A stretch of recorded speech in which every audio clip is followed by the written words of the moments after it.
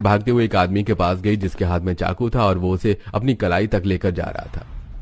सुनिए, आपको ऐसा नहीं करना चाहिए। आपको क्या लगता है कि अपनी जान ले लेना परेशानियों का हल है? ऐसा बिल्कुल नहीं है। हम जितना परेशानियों से भागते हैं हमें वो उतना ही सताती हैं। इससे अच्छा है कि आप उसको खत्म करने में दिमाग लगाओ।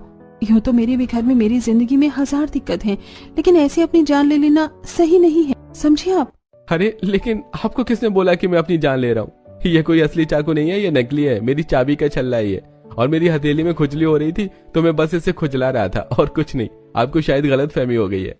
चाबी का छल्ला? माफ कर दीजिए, मुझे नहीं पता था कि ये चाकू असली नहीं नकली होगा। माफ कर दीजिए। कोई बात नहीं है, आपको मेरी चिंता हुई इसलिए आपने मुझे इतना सुना दिया। माफ कर दीजिए। तो बिल्कुल पागल है श्रुति। श्रुति को खुद के ऊपर अभूत ही पागल महसूस हो रहा था। वो राम के पास से खुद को डांटते हुए ही आ गई। वहीं राम बस उसको खड़े खड़े देख रहा था। अजीब लड़की थी, यूं समझ बैठी कि जैसे मैं अपनी जान ले रहा हूं। खैर जो भी हो। माँ, मैं आ गई। लगता है मासी जी आ गई हैं।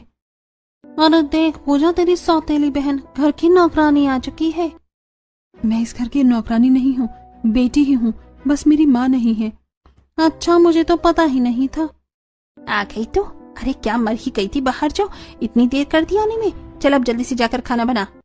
सुना नहीं क्या? खाना बनाओ। ठीक है। श्रुति बाहर से आते ही खाना बनाने में लग गई। कुछ ही देर में खाना बन गया और अभी बस श्रुति जरा से आराम के लिए सोफे पर ही आकर बैठी थी कि तभी उसके मुंह पर राधा ने आकर एक कपड़ा फेंका। चल बे ओ नौकरानी, मेरी ड्रेस को प्रेस कर। समझ आया?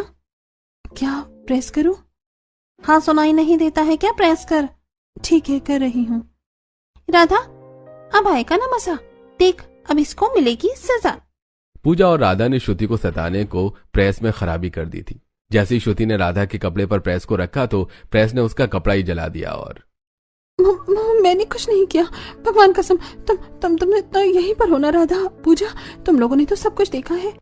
हे भगवान, तुमने मेरी इतनी महंगी ड्रेस को जला दिया तुमने मेरी ड्रेस को।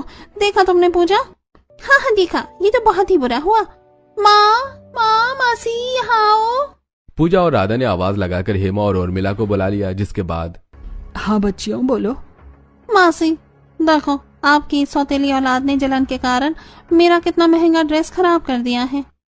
क्यों रे करमचली, क्या दिक्कत है तुझे मेरी बेटी से? बोल, क्यों किया तूने ऐसा? दीदी, इसकी अकल को ठिकाने लगाओ जरा।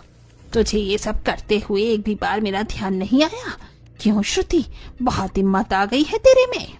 माँ, मैंने कुछ भी जानबूझकर नहीं किया, मेरी बात को मानो।